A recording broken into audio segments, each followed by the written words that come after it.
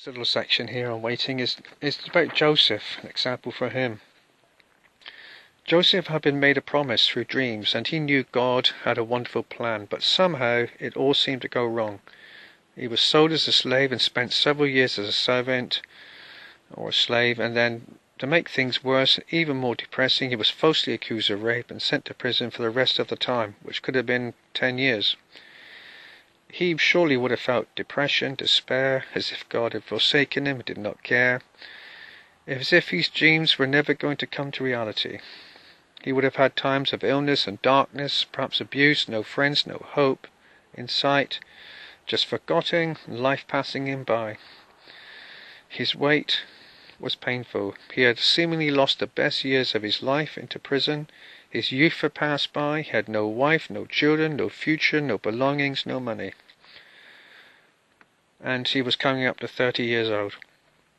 Yet in all this God was with him and caused him to prosper in all he did, so the scripture says.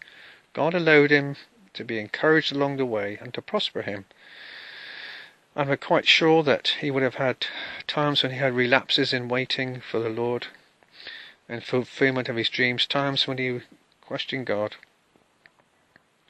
You may be in that prison situation, waiting, but God is there, and you know He's there, and He will help you. He will help you through it. He will not forsake you. Joseph must have thought, I can't go on like this. I've just had enough. I'm at my wit's end. Yet, all this waiting and pain and hardship was making him ready to be one of the greatest leaders the world has known. Joseph went from prison in the morning to being second most powerful man in the known world by the afternoon. He went from rags and poverty to riches and power in a matter of hours. He went from loneliness to being the most admired man in the world. He went from single to being married and having 2 children.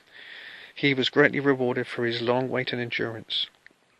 So if you're in that situation now, just hang in, don't give up, because a mighty blessing will be waiting for you, just as it was for me.